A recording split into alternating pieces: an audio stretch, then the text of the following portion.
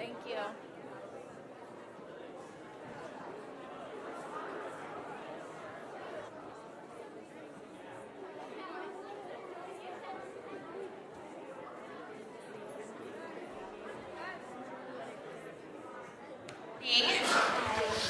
And thank you so much for coming tonight.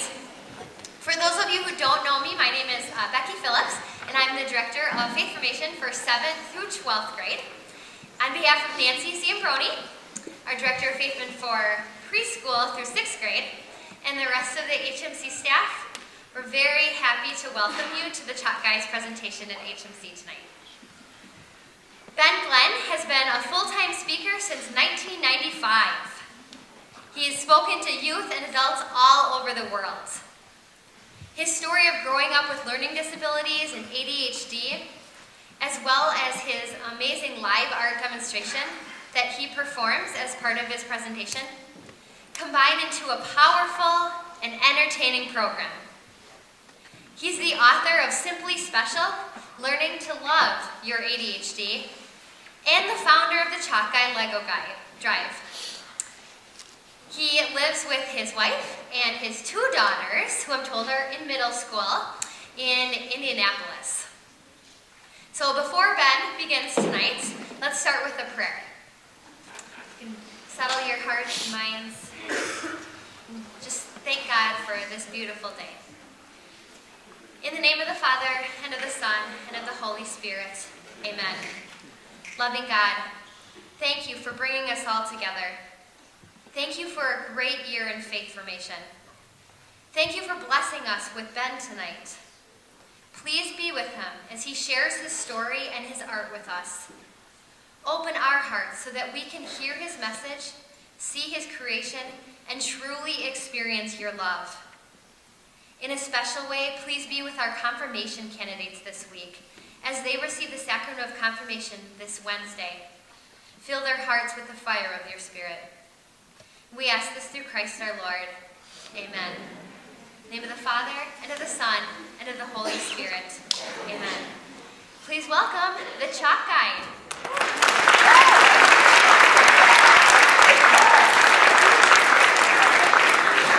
You guys doing good? You had snow yesterday. How weird is that? I saw some dude walking around in shorts. I'm like, man, only Wisconsin. I thought that, first of all, you need to know this. I was sharing this at a different church, and I said, we're going to start out with a little laughter, and some kid nudged another kid. We're in church. Is it okay to laugh? It is. It's okay to laugh, all right? The Bible tells us that God wants us to experience joy, and there's no greater joy than laughter. I believe that wholeheartedly. So I was thinking about a good story I could share with you guys, a Wisconsin story. I'm originally from Minnesota. Yeah! Skull champ. Anyway, I have got 2 brothers. I'm the runt of my family. I'm 6'4", 200 and a lot of pounds, and I'm the little one. All 3 of us are clinically diagnosed ADHD, which means holidays around my house, very fun. I think it's pure entertainment. My wife says it's a hot mess. So we live in Minnesota, but when we were little, my dad got transferred to Indiana. So that meant every Christmas, every summer, every weird holiday, we had to get into that LTD Ford station wagon and drive 12 hours north, which meant we had to go through your fine state of Wisconsin. And there are cops everywhere. I thought about it today because I was driving up here from Dixon, Illinois, and as soon as I hit the state line, boom, boom, boom, boom, all these people are pulled over. Wisconsin. So my mom, and you guys know how road trips are. I'm sure you guys have been on them. All the cliches are so true. You know, you start out with that first line, you know, the kids are in the back seat messing around. And all 3 of us are ADD, so the shenanigans in our car, all-time low. And we didn't have what y'all have. We didn't have the iPad. We didn't have the Leapster Kindle Fire. We didn't have a screen to look at. If we wanted a screen, it was called a window, all right? My dad, he'd get mad. He's like, you want something to look at? You want entertainment? Count the corn.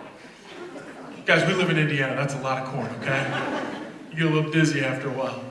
So we'd be messing around, and we heard every line. Because you guys know this. Young people, look at me. You know this, right? Every parent has a boiling point. Every single parent. Which means this. You can get away with a little bit of this stuff for so long, but eventually it's going to build up like a boiling pot of water, and eventually a parent is going to lose it. Usually they give you a visual when this happens, and it looks like this. I have had it up to here with you.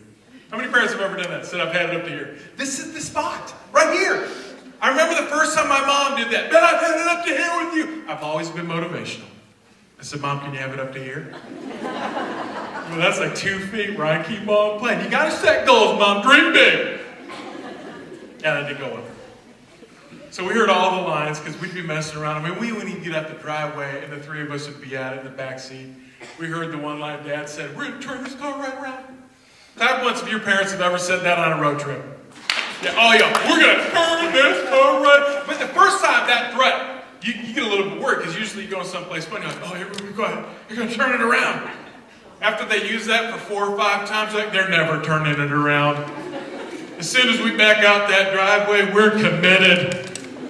It's going to be 12-hour tortures, whether we like it or not.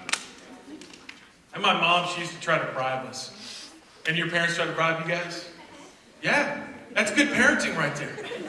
It is, man. You got to dangle the carrot.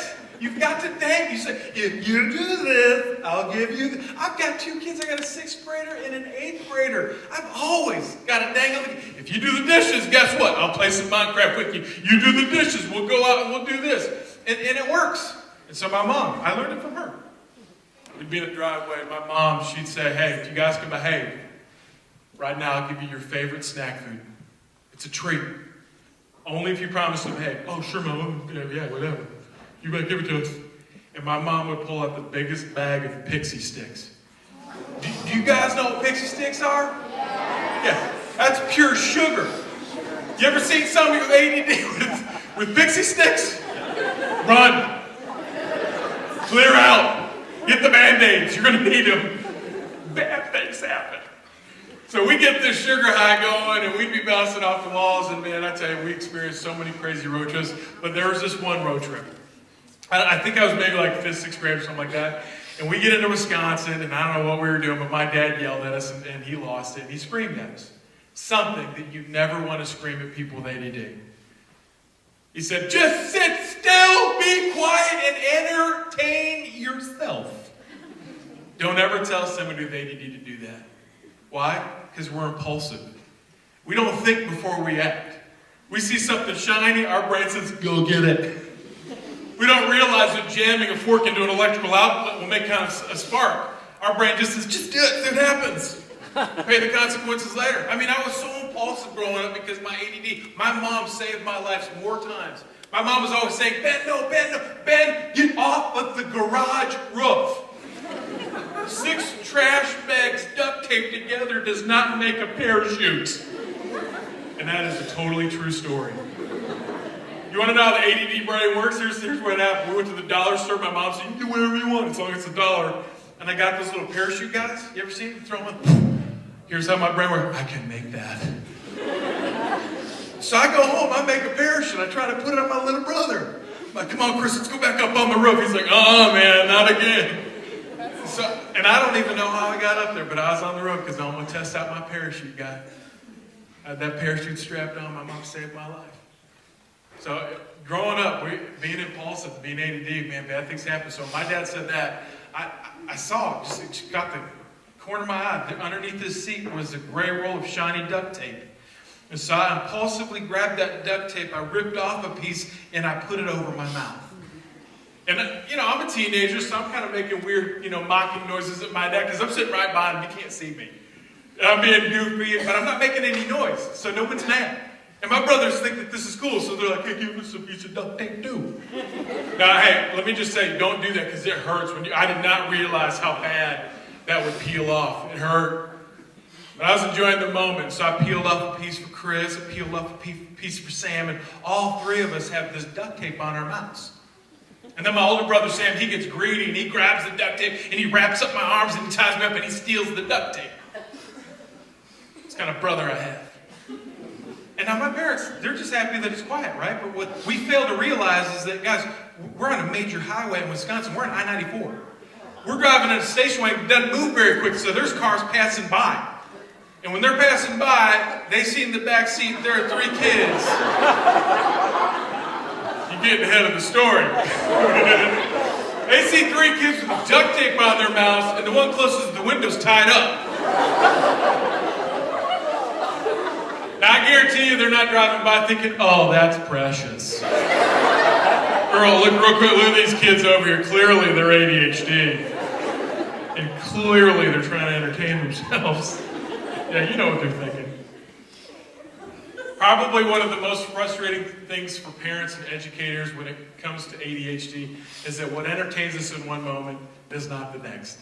One day you think you figured it out. You figured out how to capture an ADDer's attention, and then the next day they evolved. They're like a velociraptor. They changed. They got smart. So you got to try something new. You got to constantly be creative. You got to constantly be on your toes. And so the duct tape didn't last very long. We got bored with it, peeled it off, balled it up, stuffed the evidence underneath my dad's seat, didn't think anything of it. Until about 45 minutes later when my dad got pulled over in Wisconsin. Now, my dad's been pulled over in your fine state many times. He's got a few tickets, a few warnings. But this was not new to us. Except for this time was a little different. Usually it's license, registration, ticket, or warning. Easy peasy, lemon squeezy, we're on our way. This time the state trooper comes to my dad's side of the car and says, "Sir, I need you to get out. Things are getting weird." They walk in front of the station wagon and they start having a conversation that we cannot hear. But as this conversation is progressing, we can see that my dad is getting more and more angry. Do you want to know how we know? His face is turning different shades of red. And every so often during that conversation, he's looking back at the 3 of us in the back seat of that car, and he's giving us a mad mug. And you guys are in middle school, you know what a mad mug is, don't you? Yeah, you give it to your parents every time they ask you to do the dishes. I'm going to be totally honest with you. I am freaking out. I'm about ready to tears. I don't know what's going on. The state trooper comes over to my side of the car, has me roll down the window, and he's dead serious. He's looking right at me. He's like, "Do you know that man? Do you know him?" And it is freaked. I'm almost ready to blurt out in tears. "We love him." Before I can say a single word, my older brother Sam screams out, "We don't know him!"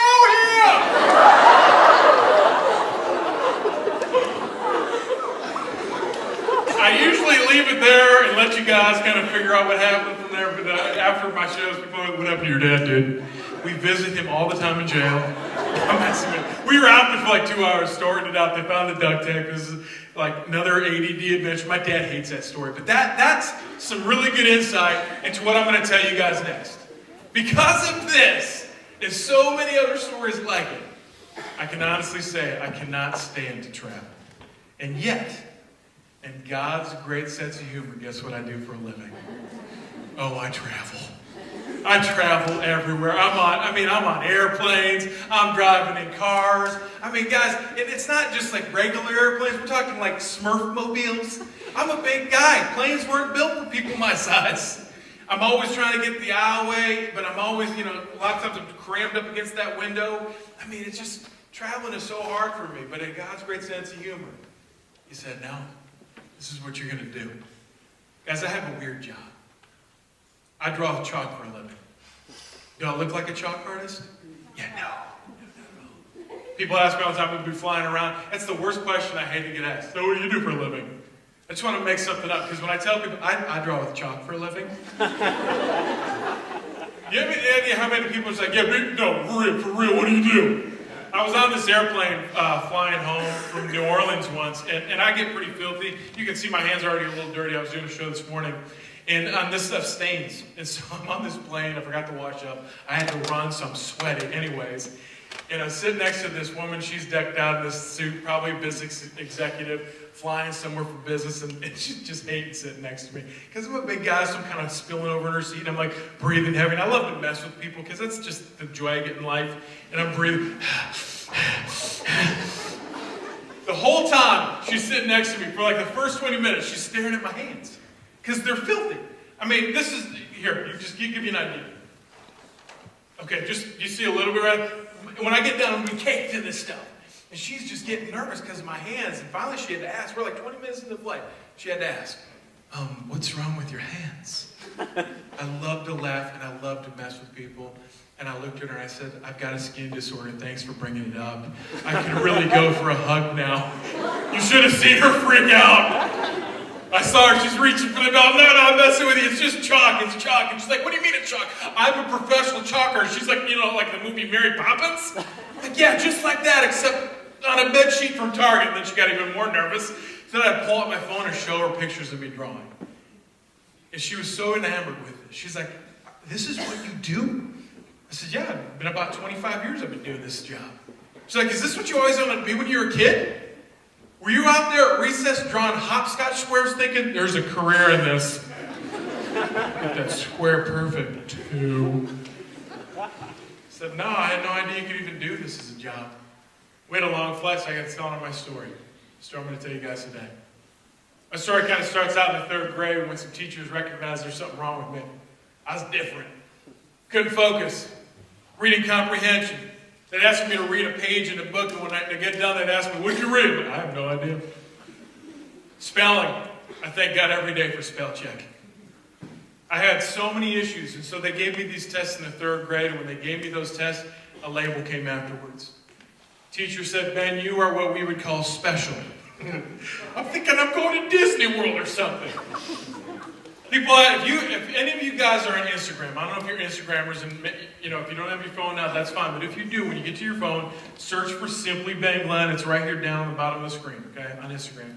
And if there's any pictures of me speaking, you'll notice I'm always wearing a shirt with an S on it. Yeah. What does this mean to you guys? That's not why I wear it. I wear it now because I want people to know that I've accepted the fact that I am special. I've owned it. I wear this shirt now because when I walk around, I want to warn people I'm coming. Watch out, special guy's coming. I also wear it because the word Sasquatch starts with the letter S. And one day some lady in Atlanta called me that. True story, I was getting off a plane and she couldn't get around me and she yelled at me. Get out of the way, Sasquatch. And I told you I love to mess with people. I love to laugh. Most people get upset and offended, but I turned around and said, hey, I'll move if you give me a bag of beef jerky. We squatches, I love that stuff. And I'm not even messing with you. She walked by me. I heard her mumble underneath her breath, I think he's on medication. Don't make eye contact. I'm like, yeah, I'm on medication. It's called beef jerky. But that's why I wear these shirts. Because I've owned it. But I didn't own it back then. When they told me I was special, I thought I was broken. When they told me I was special, I thought my life was turned upside down. I mean, it came with all these labels. First label they gave me was special, then they just kept on going. They labeled me LD, learning disabled, dyslexic, ADHD, LMNOP, HDTV. I pretty much got it all. And I do come in high definition. My biggest struggle is the ADD. It's something that I battle all my life. Here's some good news for you parents. I've been medicated, but I've been off my meds for 6 months, and I've been loving it. Almost every day, my wife's like, you're going back on those pills.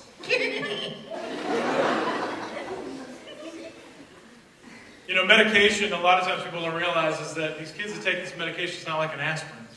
It doesn't fix it. It doesn't make it go away. What it is supposed to be accommodation, and it did help me get through a lot of hard times. It did help me to get focused, to write some of these books and stuff. I mean, can you imagine, with my background, having written 7 books, how messed up is that? Tell me God doesn't have a great sense of humor. First time I wrote a book, and I said, I got a book. Some kid screamed out in the crowd, do we have to read it upside down because you're dyslexic? I'm like, go for it, man. See what happens. It's a choose-your-own-adventure book. Have fun. And I told him I had 25 people edit it. It's okay. It reads like a real book. But I didn't have the kind of fun that I have now. One of the books that I wrote was called Simply Special, Learning to Love Your ADHD. And I remember having a kid come up to me afterwards saying, are you just messing with us? I mean, what do you mean? He was like, I got what you got.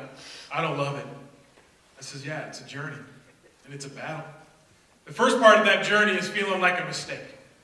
And to me, there's nothing more tragic than meeting a kid who feels like a mistake. And it doesn't mean that it's just for somebody who's given a label, like special or ADD or dyslexic. It's any kid who looks at themselves in the mirror and feels that they are no good. And I see that all the time because you know what you young people struggle with? More than anybody at any age, you guys struggle with comparison. And not even, compared to when we were kids, I grew up where we had 8 channels and an Atari. You guys have smartphones where you have access to social media and Instagram and Snapchat and Facebook and all kinds of stuff, which means you're constantly bombarded. And a lot of times we forget that when we look at Instagram, what you're seeing are the highlights. What you're seeing is something edited, something that has been perfected and then posted. But before it's posted, all of the type and everything that you put in there and all the words and the way that you word it has all been thought about over and over and over again, so that what you see is amazing. But what happens is we see all of these highlights over and over and over again, and you know what our brain says? Why can't my life be like that?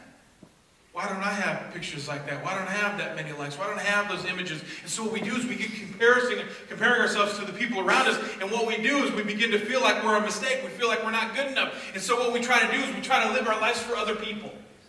We try to impress other people so that they don't see our flaws, that they don't see our shortcomings. And how do I know this? Because that's what I did. I did it a little bit differently than kids do today. Most kids try to do it through social media, but I try to do it just in general. I got into the bullying thing. When I was in middle school, I thought, hey, you know what? Here's an idea.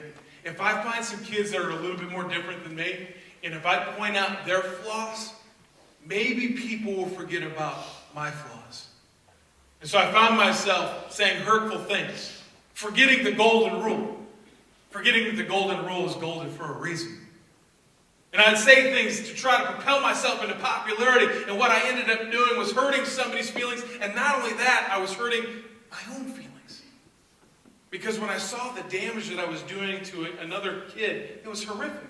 See, you guys don't have that luxury today, because most of that hurtful stuff is said through social media. Back in the day, if you wanted to say something to somebody, you had to say it to their face, and if you said something ugly to somebody's face, and you saw the instant response, you'd realize, oh man, I shouldn't have said that. What I just said, I didn't mean, oh, what if I was in that kid's shoes? What if somebody said that about me? I can't believe I just said that. You know how many times I hear kids say this phrase? Oh, I'm just saying. I'm just saying. Sometimes we just shouldn't say, should we? And I got into that. And after a while, I realized that's not the kind of person I want to be. I don't want to be that kind of person. So I went the other direction, and I became a loner. I decided that because I was different, I decided because I was a mistake, I was going to live my life as a mistake. One of my favorite shows, I go down to BenGlenn, Texas, and I go down to Katy, Texas, and I go down to Houston, Texas, and I'm down there for a month. Katy, Texas, when they bring me to Katy, Texas, they've been bringing me there 10 years in a row, and all I do when I go to Katy is I speak to the 6th graders. There are so many people in Katy, Texas. It's ginormous. They have got 20 middle schools down there. And when I speak to the 6th graders, just the 6th grade class fills an entire gymnasium. And so I just go down there and speak to the 6th graders. And one of the talks that I did a few years ago was this talk called, What Do You Want to Be When You Grow Up? And I was curious. I was curious as if 6th graders were going to interact with me. Because when you get to high school and you ask kids to interact, it's tough. Nobody wants to raise their hand. Nobody wants anyone to look at them. Everyone kind of shies up a little bit. And I was wanting to test the water, see if 6th graders are still having fun. See if 6th graders will raise their hands. See if 6th graders will embrace the interaction with the Sasquatch. And I asked them, what do you guys want to be when you grow up? And every hand goes up. I love it. Every hand goes up. And I'll go around and I'll start asking, what do you want to be? What do you want to be? And everybody has something different. Some kids want to be lawyers, some kids want to be teachers, some kids want to go into the Army, the Navy. One time, totally serious, one kid stood up. I said, what do you want to be, man? Stood up, puffed his chest up like this, like, I want to be the emperor. And I love to laugh. We've been telling jokes already. I'm like, yeah, me too. And he was dead serious, like, no, I want to be the emperor. I'm like, okay, welcome to the dark side. All the answers are great, but you know what? The thing that I loved about that is when I asked these kids, what do you want to be? Every single one of them, all their hands went up. If you were to ask me in the 6th grade bed, what do you want to be when you grow up? Here's what I would have said. I'm trying to say the words I don't know, but when you're a teenager, you say those words, I don't know, and it sounds like this. No. Yeah, you parents, you know what I'm talking about. What'd you learn in school today? I don't know. What do you want for dinner? It's funny because my kids do it all the time. All right, I'm going to tell you guys a joke. This one backfired on me. So I'm in this junior high school, and I made that noise, and in my brain, the way my brain works, sometimes it's like a pinball, and I just jump onto something. And so I go, yeah, every time I hear that sound, it sounds like a mating call. And that was it, right? No, that was the end of the joke. So after the show, I walk out in the hallway, these stirred passing peers, like all these junior high boys are going, So I go and I grab him, I'm like, dude, what are you doing, man? He's like, it sounds like a mating call. Dance on Friday? Letter from your principal. This dude's a joke. All of a sudden, 5 girls around the corner of the hallway. Okay, I made that part up. Right now, kids, all the adults are thinking this. Right now, they're thinking it. Oh, he really is special. I told you. I didn't have the fun that I have now because I went through this feeling like a mistake. And sometimes God brings somebody in your life to give you what I like to call a holy slap upside the head. Sometimes when we think about motivation and pep talks and we think about encouragement, we think of a coach standing in front of a team and giving you that message where you get that boiling inside your spirit where you want to go out and you want to take on that opponent, you want to run to victory, and you want to climb the mountain, you want to knock the opponent out. That's what we think of when we think encouragement and motivation. But sometimes that encouragement and motivation comes in a different way. I was maybe, 2 months into the 9th grade, and I was sitting in class doing the bare minimum, living my life as a mistake. Because when you feel like a mistake, that's what you do. You act like a mistake. So what does that mean? It means you don't raise your hand. It means you don't get involved. It means you eat by yourself. It means you do the bare minimum. You don't put any expectations out there. You don't make any promises, because then you can't let anybody down. You basically, people just you become invisible, really. Let me tell you something about teachers. I talk to teachers all the time. My August is basically my Super Bowl month, because my August is full of teacher and services, and that's programs that get teachers excited about you guys coming back into the classroom. And that's my favorite time of the year, because that gives me a chance to deal with those educators, because, guys, they got a tough job. But let me tell you why teachers get into teaching, and it's not because the paycheck's amazing. And it's not because they get their summers off, because they really don't. A lot of times they got to go to conferences and get continuing education credits and teach summer school. Teachers teach because they want to make a difference. At least the great ones do. But to make a difference as a teacher, it's got to be a two-way thing. You see, good teaching isn't about a person standing up front regurgitating the curriculum, saying, you got to learn this, blah, blah, blah, and hopefully to hit something. Good teaching is where you've got students that are sitting out there in the classroom making a choice to be, here you go, ready? Remember this word, kids? Making the choice to be teachable. You understand what that means? It means that when somebody's up front giving information, you are doing whatever you can to stay focused and to take that information in, to ask questions when you don't understand, to recognize that what they are sharing, you don't know, and what they are sharing might be really important, might be good stuff. You make the choice to be teachable and moldable, and teachers love that, because that means they have got an active role in your development of becoming the young men and the young women you were always meant to be. But you got to make that choice. And nothing frustrates an awesome teacher when a student comes in and chooses the opposite. Chooses to sit there and do nothing. And after a while, that teacher is going to have it up to here. About 2 months into the 9th grade, Mrs. Thielberg, my 9th grade teacher, she lost it. This freaked me out. True story. She comes over to me. I'm sitting in the back of the classroom. I'm sitting at my desk. And at the top of her lungs, she screams at me, Ben, snap out of it. There's drool involved. Her eyes got as big as bowling balls. I cannot confirm or deny if I wet my pants. It freaked me out. I know I jumped in my desk, and I'm just staring up at her. And it got even worse, because she's yelling at me, which felt like anger. And then almost instantly, she turned into laughter. She starts laughing at me. And all I'm thinking is, she's having a seizure. This is not good. Rampart, something bad. And after she got done with a good laugh, she said, and I'm just waiting for what's going to happen next. She says, now that I have your attention. You see, she yelled at me for a reason. Because, guys, what I was focused in on was the wrong focus. Sometimes what you guys focus in on is the wrong focus. And sometimes that focus gets so great and it's so captivating that we don't realize that anything else is out there. And so to have this teacher recognize that and yell at me broke the focus for that moment. You know what I was focused in on? Feeling sorry for myself. Focused in on not being like everyone else. Focused in on not having too many friends. Focused in on feeling like a mistake. Focused in on not knowing what I should do with my life. That's what I was focused in on, and I couldn't think of anything else. And after I snapped out of it, this woman gave me the most incredible pep talk I've ever gotten. She said, Ben, if you sit here and you do nothing, you'll never beat this thing. You don't have to like it, you don't have to want it, but it's here for a reason. Ben, I'm asking you to try. That's all I'm asking you to do.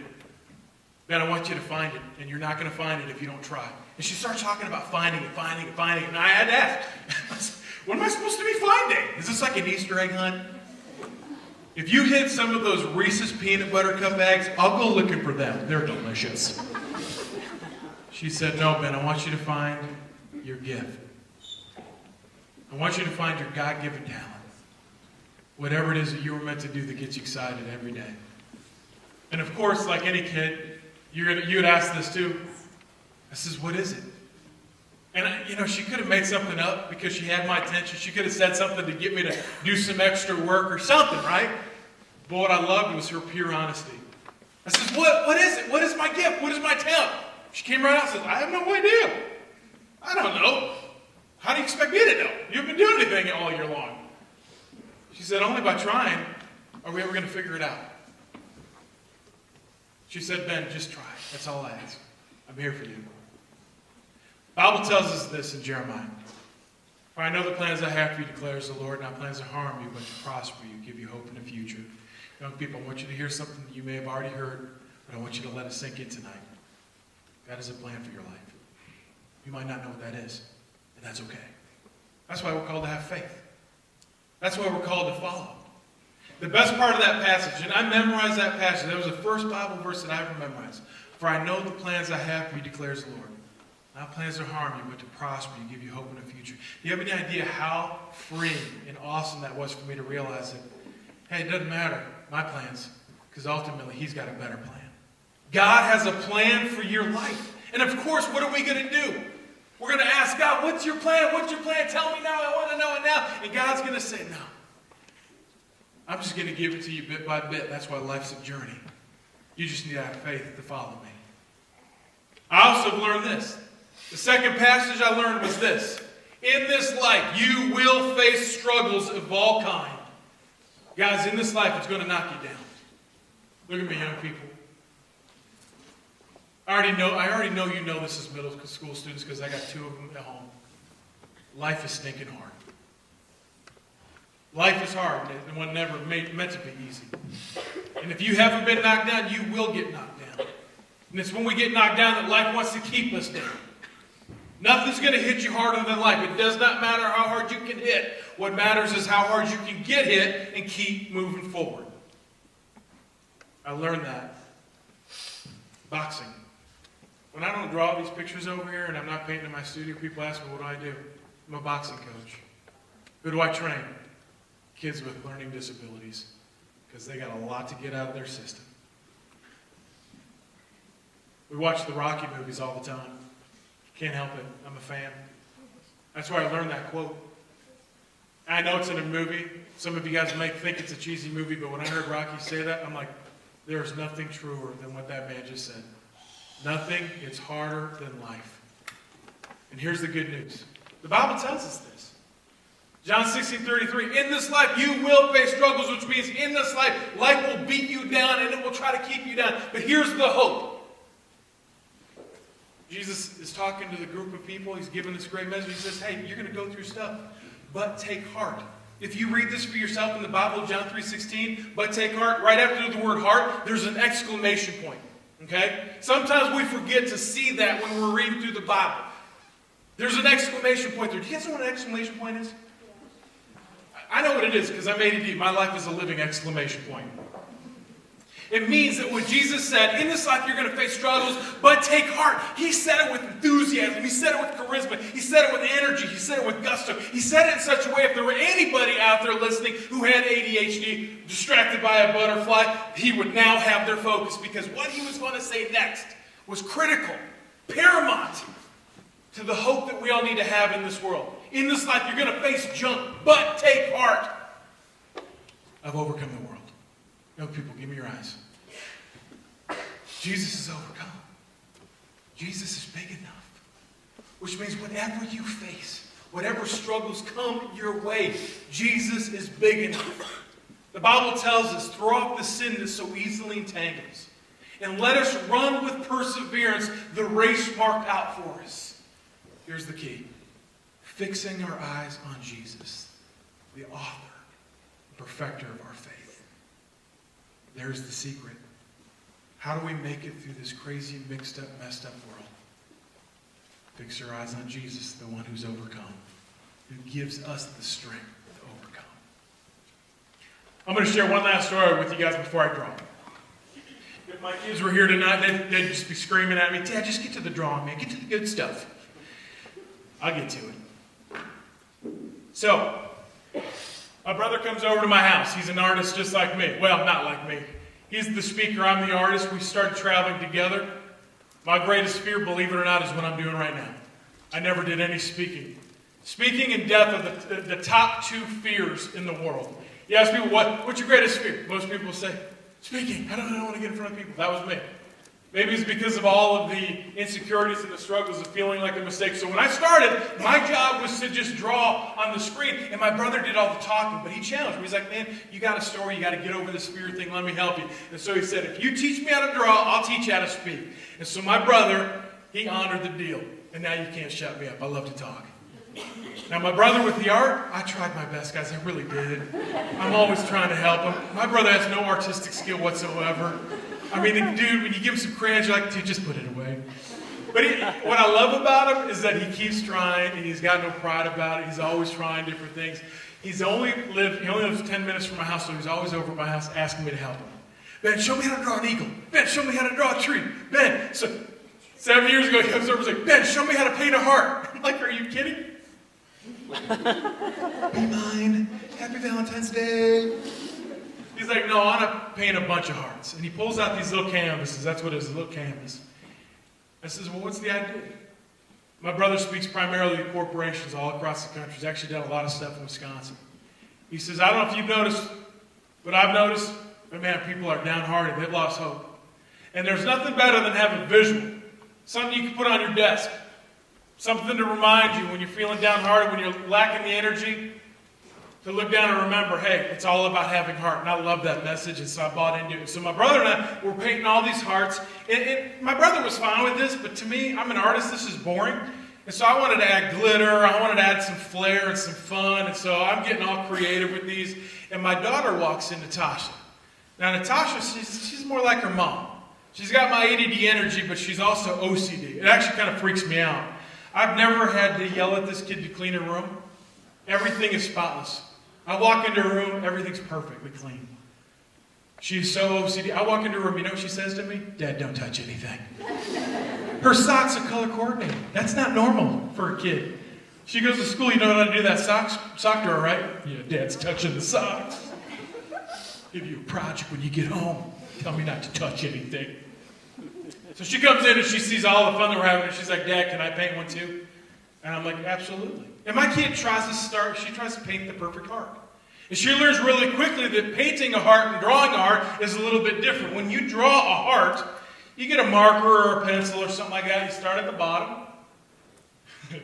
You come up, make your little loop down. Woo, boom. There we go. Pretty good.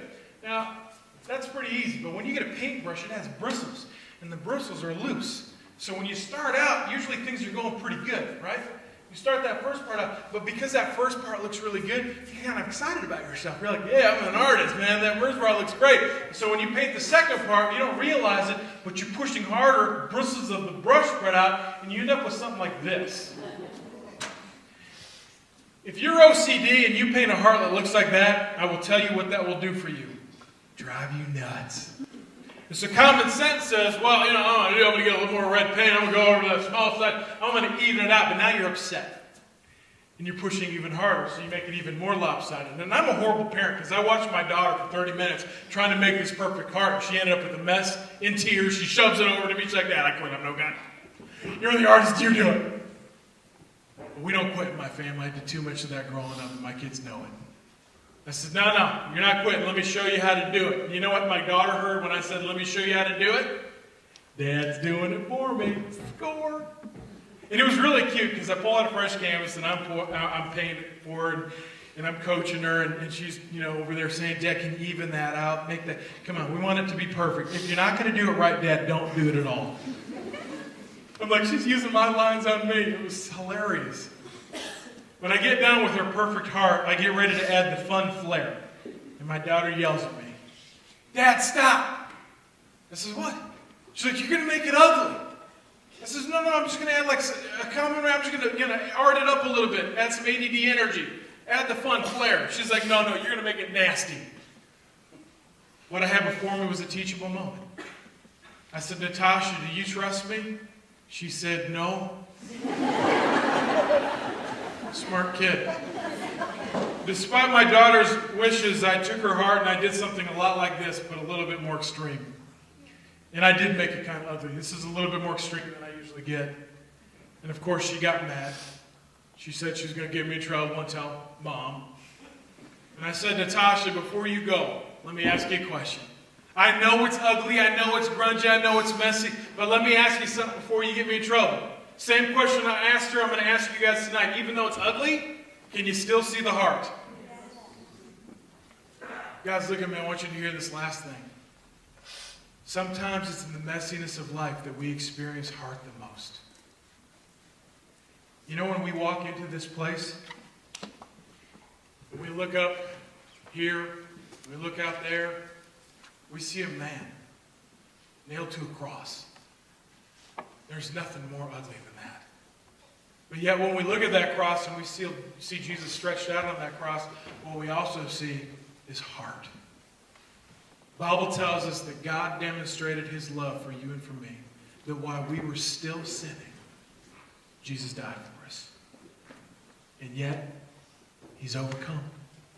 We celebrated that was that last weekend, Easter? Wow, it feels like a year ago, doesn't it?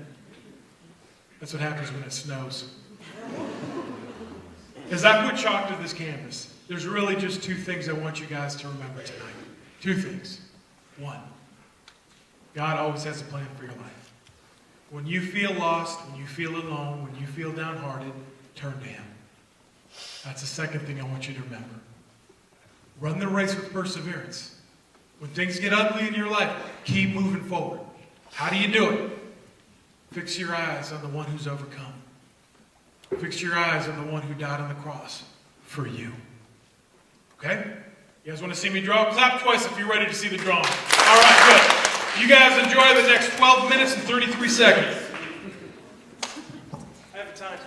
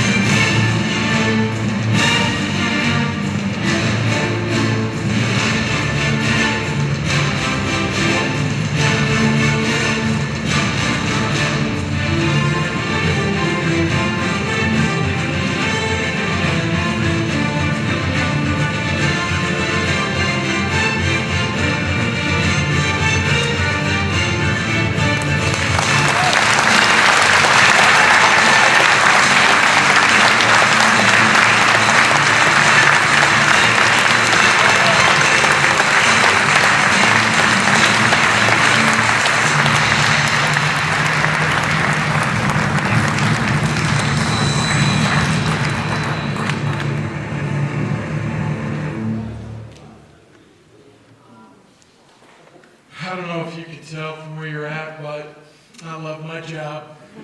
Yeah, I'll turn that back on for you guys so you can see it. Oh, man. People ask me, I'm 45 years old, what are you doing to stay in shape? I draw with chalk. It's the best cardiovascular workout.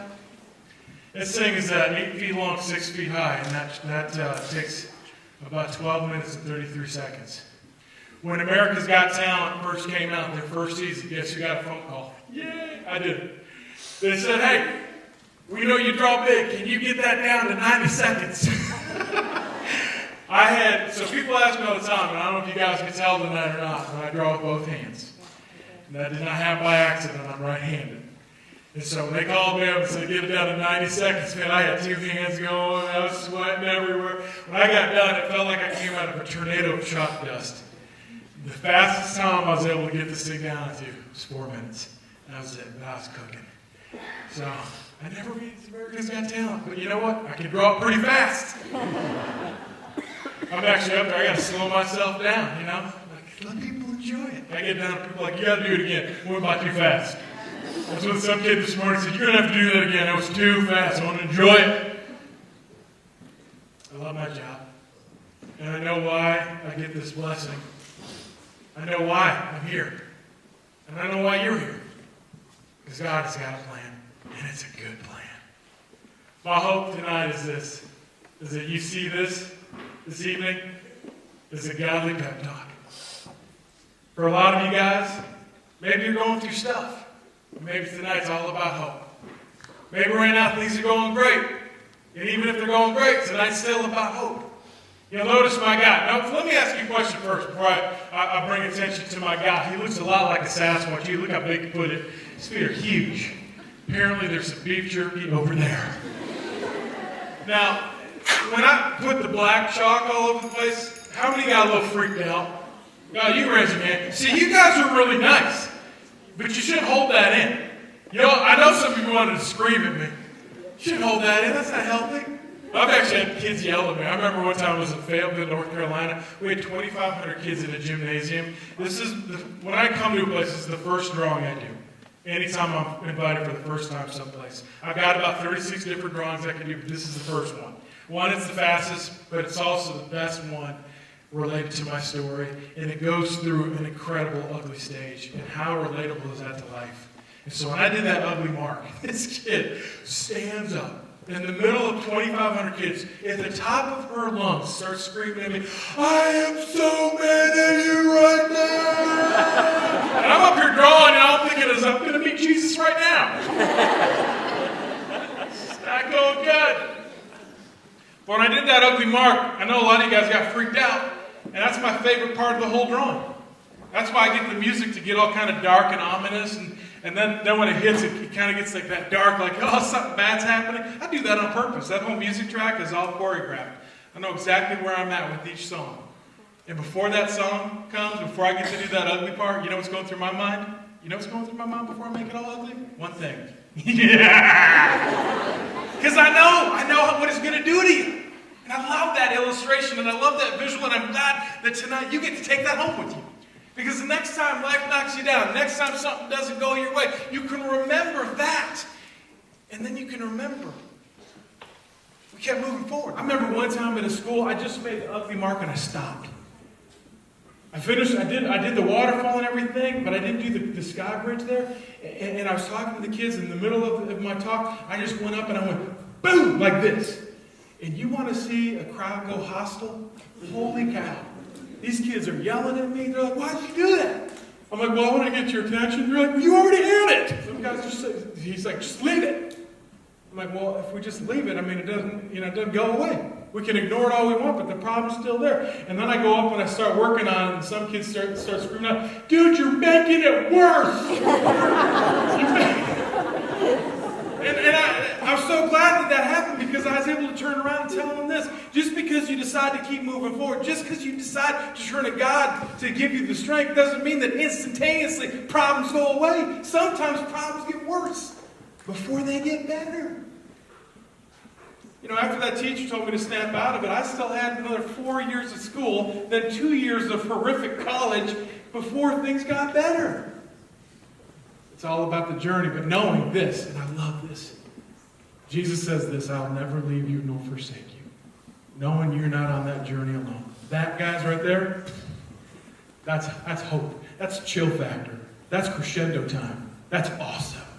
And that's what we're here to talk about tonight. So, before you guys go, first of all, 2 claps if you had a good time. All right, good deal. So, when you guys get ready to leave, Becky, are you going to dismiss them, or am I going to do that? You have any final words to say? Anything? So, once we're done, we're done. We're going to run to the door. Okay, good. All right. So, when you guys leave, I got some stuff on the table. I did pull out my adult stuff. I do a lot more corporate shows these days, so I have a lot of things that are more for you parents, okay? Some fun stuff, but all the art that I have for sale out there goes towards the Lego drive. Here's a really cool thing. My daughters are in the 6th grade and the 8th grade. When they were 5 and 7, I tortured them one day, brought them to Target about a month before Christmas, said, guys, you can pick out whatever you want. They both bought a Mamma Jamma Lego set. They bought a Lego. Why? Because Lego is plastic gold. It's the best toy you can buy. It really is. I don't know why it's so expensive, but it is. It's legit. At Christmas time, they've got 3 aisles of just Lego. Right before Christmas, those aisles are bare. For a reason, because it's the best toy. And so people ask us, you're doing a toy drive, why don't you give other stuff? Why only Lego? The reason why we only give Lego away is because they are the best. On every Lego that we give away, there's a sticker. The sticker says this: Lego's the best. And we want you to know that you're worth the best. And so every kid that gets it, and most of the kids that get these Legos are in the hospitals. We give these at Children's Hospital all around Indianapolis. We've even got out of Indianapolis. We sent some down to Houston Hurricane Relief last year. Some are going to Boston, Baltimore. We got places all over the place. First year we gave away 2. Told my kids, pick out whatever you want. They thought it was for them. We got home. I told you I like messing with people, especially my kids. I pull out some wrapping paper and I says, guys are giving these away. And they were so mad at me. They're like, what? I'm like, well, you never would have picked them out if I told them they weren't for you. I said, I wanted you guys to experience what it felt like picking something out and then feeling good about giving it away, because there's some kids out there that'll never, ever be able to afford a Lego because they really are expensive. I mean, even the small sets are like $30. Took about 45 minutes and some hot chocolate and lots of whipped cream to get them to agree. But afterwards, my oldest daughter, Natasha, she was 7 at the time, maybe she was a little older. But she was the one that gave away that Lego set. And when she gave it away, she came over to me and she's like, Dad, that was awesome. Can we do it again? And I'm like, no, that was a one-time deal, man. Because it was like $300, of Lego that we gave away. Just those 2 sets were $300. And my daughter said, no, we're going to do it again. And it reminded me of the Bible verse that says this: never let them put you down because you're young. And I love that. My daughter did, even though I told her that was it, that this was just a one-time thing, and it was just really my teachable moment for them to understand the concept of giving. That next spring, during garage sale season, she goes garage selling with my mom and starts asking people for Legos. Then she goes door to door to my neighbors, all my neighbors, just knocking on the door. You got a Lego in there? I get a phone call from one of my neighbors. They're like, yeah, we thought your daughter had cookies. She just wants her Lego. What's up with that, man? Where are the cookies? They were giving Girl Scout cookies. I'm like, dude, just give her your Legos and I'll hook you up with some Thin Mints later. Come on. And so my daughter and her friends collect up these big buckets of Lego. And she's like, Dad, will you help us? And they washed them up in the dishwasher. They organized them out, perfect for her OCD brain. She configured and refurbished like 10 sets. And the second year we did the Lego drive, we gave away 10 refurbished sets. And after that, I said, we're never doing that again. It was a lot of work.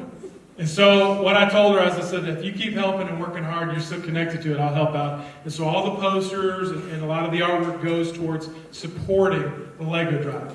Now, just so you know where it's gone, we are going into our 7th year. Last year, we gave away 948 Lego sets. And when I say 948, I'm not talking little ones. I'm talking Mamma Jamma sets. Okay? I'm talking the kind of sets that when you're a kid and you peel it back the wrapping paper, you're like, oh man, that's awesome! Because it's so big. And so whatever you guys get out there is going to help that out. Like I said, I got some artwork out there for your parents. I have some really nice posters that I do bring to my corporate events. If you parents are interested in those, they're nice posters. They're 20 by 30s. But for you kids, here's what I have. One of my best-selling books. You know why it's so best-selling? Look how thin it is. Right here. It's ADD friendly. Large typeface. Coloring area in the back if you want there to be, okay? Here's the title of the book, Building Success Brick by Brick, 30 Tips to Unlock Your Full Potential.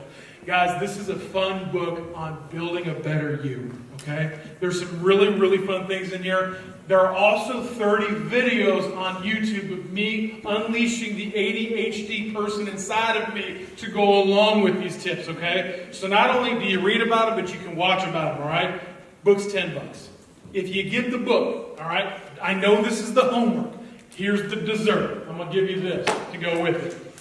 These are little versions of the picture. There's a little poster right there. Put that right there. All right. Get the book, get a poster. All right, can y'all see that? Best phrase on the bottom ever. I use it like almost every day in my house. Keep moving forward. How do we do that? Fix your eyes on Jesus. All right, clap twice if that makes sense. You guys have been amazing. I hope you guys have a great rest of the week. Give me a second to get out there to help you all out. But you guys, I love Wisconsin. All right? Before I go, I'll get me some cheese curds.